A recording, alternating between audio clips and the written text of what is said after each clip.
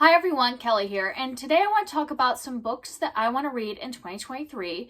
So when I did my videos for Bookmas, I had some TBR videos, books I wanted to read during the year, but I noticed that I only did series things, which I do want to focus on series, starting some series, finishing up some series.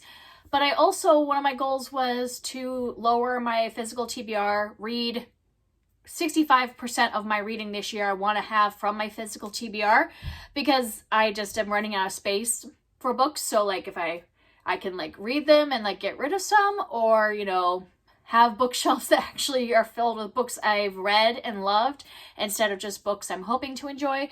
I really just want that to be a goal this year, to focus so much on my physical TBR. And so I decided to add another yearly TBR. So I had my ones that I will link down below if you want to see my Bookmas videos where I talk about all the series to finish and start. And now I want to talk about standalone books that I own that I want to finish. So I'm going to do the 23 books to read in 2023. These are all standalone books. There's a variety of genres. I also really wanted to be intentional this year about reading diversely. And so I made sure that at least half of these, I think it's 13 of the 23, were written by BIPOC, LGBTQ+, or disabled authors. So that was kind of part of putting this together. And I really just wanted to pick books that I was looking through my TBR, like what am I most excited about? So, because in the past I've created videos like this where I'm like, these are the books I'm going to read this year. And anytime I make a list, I'm like, I don't end up reading them. But I was like, I really want to do this year. I really want to read these books. So I decided to look through my physical TBR and what books really stood out to me as like, I am so excited to read those books. So many of these are ones I bought more recently, hence the like excitement for them. And you would think that I would want to kind of read some of my like older books, but like I said, I don't want to fail at this. So I really wanted ones I'm super interested in right now. So maybe some of those older books will languish on my TBR longer, but I'll still be reading from my physical TBR. So let's go through. I actually just put these in alphabetical order by the book title. So that's the order we're going to do them in. So first up, I have The Book of Lost Things by John Connolly. This is a middle grade horror novel. And I have said in the past that I really enjoy middle grade horror or like middle grade gothic, things like that. And then I haven't read any for a really long time. Like some of my favorite books are in that genre. And I don't think I read any last year. Or maybe I read one spooky middle grade book. And I just really want to get back into that. I had bought this book last year, so I'm going to pick it up. And I think it has like where a boy finds a book and there are spooky stories. So that means there's also going to be scary stories within the book, which is another thing I really enjoy. Next, we have a couple nonfiction. I have Braiding Sweetgrass, Indigenous Wisdom, Scientific Knowledge, and the Teaching of Plants by Robin Wall Kimmerer. This is one I put on my TBR a couple times and haven't read it yet. And I've heard it's one you want to kind of savor slowly. So I would like to pick a month, some point this year, and read just a little bit every day for the entire month. And so that is a plan. Kind of how I want to do my TBRs this year is I want to have like every other month I have more firm TBRs. And then, so like something like middle grade March. I know I'm going to be reading middle grade in March, but maybe in February I just kind of more mood read. So I kind of want to do that every other month where I'm mood reading. And I plan on my mood reading months to really focus on these TBRs where I just look at that and like, what am I in the mood to read? So whenever I have a month where I'm in the mood to kind of just have a nice relaxing read through, I would pick that one up. And then another nonfiction I want to read is The Color of Compromise, The Truth About the American Church's Complicity in Racism by Jemar Tisby. And I'm actually already started this one. I've read the intro and chapter 1, so already got this one started. And so far, I'm liking it. Like, obviously, I've only, like, the intro itself was written by somebody else. Really enjoyed, though, like, the intro. And I'm liking so far his writing style in chapter 1. So this one is definitely happening because I've already started reading it. And I just think the topic is really important. And then next I have The Devil in the Dark Water by Stuart Turton. I had read his other book, The 7.5 Deaths of Evelyn Hardcastle, and I enjoyed it. And so when this came out, and I think it was like in 2020 it came out, I had picked it up from the library and I had started reading it. I got 30% of the way through, was really enjoying it, but then Christmas happened. And you know, all the like festivities. So I ended up putting it down and had to return it to the library, and I didn't get to it from the library again. So I ended up buying a copy of it sometime in the last 2 years, and now I finally want to get back to this. I'll have to start it over again because with a mystery book, you want to kind of make sure you're fresh. So I want to start this over, but I was enjoying it at the time, but you know, life just gets in the way sometimes. Next, I have another nonfiction, this collection of essays, Disability, Visibility, First-Person Stories from the 21st Century, edited by Alice Wong. All of these are written by different authors, and they're a group of essays about living with different disabilities. And I have started this one as well. I started it during Nonfiction November, so I would like to pick it back up. The good thing about an essay collection, though, it's not a problem if you put it down and then pick it up. I had read the first essay, so now I can just pick it up and I could just maybe do a couple essays a month even if I wanted. I don't have to read it all in a row if I don't want to. Next, I have a classic. I have a couple classics in here I want to read this year. I have Emma by Jane Austen. I want to finish reading all of her novels this year. I read 4 of them last year, and so I have 2 more to read, and this is one of them. And actually, Emma is the one I'm looking forward to the most, because I'm hoping that this will be one of my favorites, just, you know, based on the movies and me enjoying the movies, that I'm looking forward to reading Emma. Next, I have a short story collection. I have Exhalation by Ted Chiang, and this is one that I am really excited about because I want to be reading more short story collections, and I've just heard really great things about his like sci-fi. I think these are all sci-fi. They might be some fantasy. It sounds like he might mix both genres, but I really love speculative fiction short stories, so I'm looking forward to this. And plus, this is the beautiful UK cover. Very excited to read that one. And then I have a middle grade, Hazel Bly and the Deep Blue Sea by Ashley Herring Blake. And this is actually a brand new purchase because one of my other goals is that if I buy a new book, I want to actually read it. And so I was like, let's just go ahead and put this on the list because I bought it because I really want to read it. I have read all of her other middle grade novels, and this is the only one I haven't read, and I just really like her middle grade contemporaries. Middle grade contemporary is not usually my go-to genre. I usually like middle grade fantasy, but I just really like the way she writes characters and family situations. I don't even really know what this is about, but there are mermaids on the cover, so hopefully there's some fun stuff going on. Yeah. So, and there's usually family drama. This one, it sounds like that she has anxiety. Yeah, so there's usually serious issues mixed with friendship and family. So I'm looking forward to reading that one and reading the books that I buy. And then I have The Hollow Places by T. Kingfisher. I put this on here because I really want to read all of the books by T. Kingfisher that I haven't read yet this year. I don't know if I'm going to accomplish that goal because I'm probably only like halfway through her like collection of books. But I figure I should at least put one on this list so I can like make headway on accomplishing reading all of her backlist. And this one is a horror novel. She writes different genres, but this is one of her horror novels. And next I have The House with Chicken Legs by Sophie Anderson. And this one I just feel ashamed that I haven't read this one yet because this was gifted to me by my lovely friend Kara from Wild Book Garden, and she even annotated it for me, and I should have read it right away.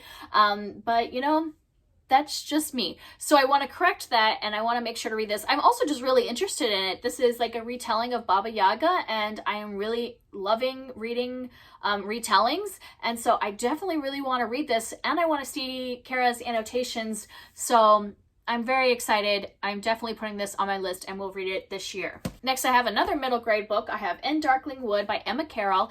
And the reason I wanted to do this, I wanted to put one of my Emma Carrolls on this list. I own 2 of them now. I keep wanting to buy her books because she does this kind of like gothic or kind of spooky middle grade type things. They're usually also historical fiction as well, which is something I like, kind of a historical fiction gothic middle grade. And so she seems like an author I'm going to love. So I keep buying her books, and I have never read any. So I was like, I have to read an Emma Carroll this year. I picked this one because it was the shorter of the 2, and I am interested in both. So why not pick the shorter of the 2? Just to be nice to myself. I think this one involves a creepy woods and some, I mean, it seems like they're going to be fairies. So I am excited to read that and finally find out if Emma Carroll is a new favorite author. Next, I have another one of the classics I really want to read this year, and that's Little Women by Louisa May Alcott.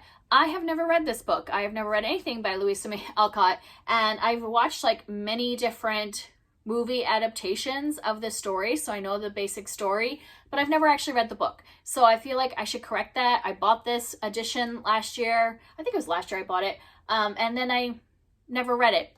So I would like to read it this year, so I don't just like keep like harboring these beautiful classic editions that I've never read. So I would like to read that this year. And then I have The Magnolia Sword, A Ballad of Mulan by Sherry Thomas. And this is based off of the Mulan folklore story. And I've heard really great things about it. I think there's a little bit of romance as well. And I have enjoyed Sherry Thomas's writing when I've read some of her other books. So I'm definitely looking forward to that one. And I put this on several TBRs and haven't read it, yet I'm still excited to read it. So it needs to happen this year. Next, I have the final classic that is on this list, and that is Mansfield Park by Jane Austen. This, if I read this and Emma, then I will have read all 6 of her novels in the last 2 years. And so I definitely want to read these 2. I was already kind of planning on reading them anyways, so why not put them on this list? So I commit that I'm going to finish all of Jane Austen's novels by the end of this year. Next, I have another author that I kind of think will be a new favorite, but I never have read anything, but I keep buying her books. And that's Migrations by Charlotte McConaughey. I have both of her. I think she only has 2 novels. At least there's only 2 that I know of, and I have bought them both. These are climate fiction, and I think I'm going to enjoy them. But I keep buying her books because they sound interesting. Need to read them before I continue to buy more of her books in case she does have more backlist. I don't want to keep buying them until I know if I actually like her writing. So I put this one on the list to definitely read that one. And then one with a very similar cover is Moon of the Crusted Snow by Wabashig Rice. And this is another one that I've put on my TBR many times. I actually had it on my January TBR and I haven't picked it up yet, though January isn't finished. So I could still read it this month.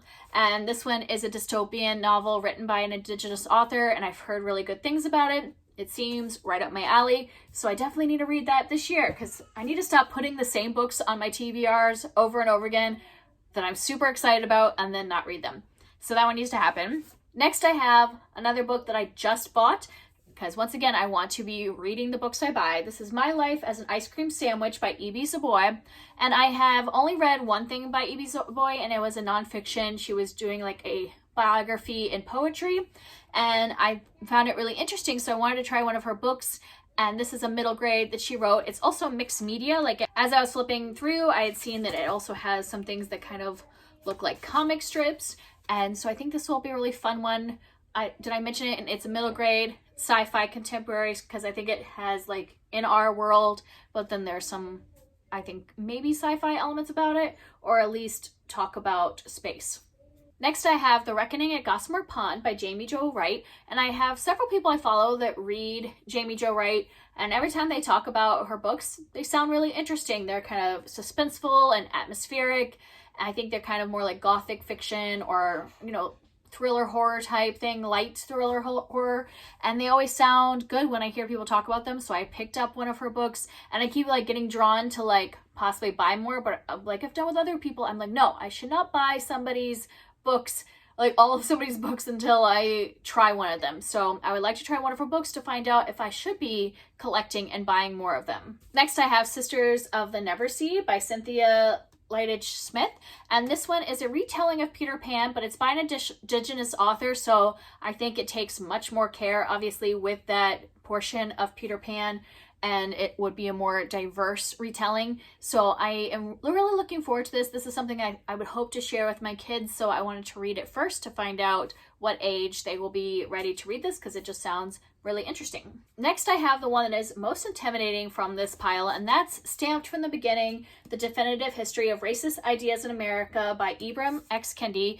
And the reason this is intimidating because it's a really large history book, but it's something that a lot of people were reading in the last couple years and saying good things about, and so I would like to read it. It might be one where I get the audiobook and kind of like go back and forth between the audiobook and the book. And I actually read the like young adult version of this. Jason Reynolds had taken some of the information from this and wrote a young adult version, and I really loved the young adult version. I gave it 5 stars. So I should read the adult version and actually get like more historical information that is, because the young adult version is a lot shorter.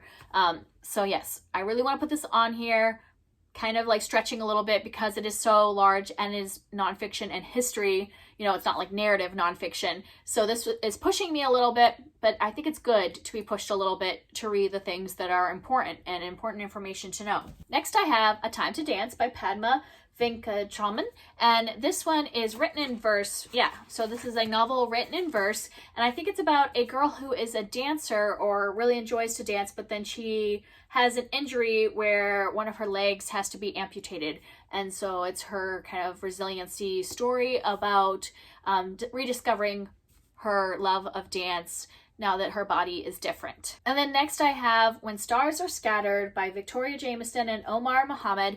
And this is Omar's graphic memoir. So yes, it is like a graphic novel memoir about his time with his brother in a refugee camp. They were from Somalia, and then they were living in a refugee camp in Kenya when they were younger, and I've heard really great things about this, so I wanted to put it on there, give some more variety, putting in like a graphic novel. And then finally I have The Year of the Witching by Alexis Henderson. I had been reading quite a few witch themed books in 2022 and I enjoyed them, so I wanted to continue to read books that I think I would enjoy that revolve around witchcraft.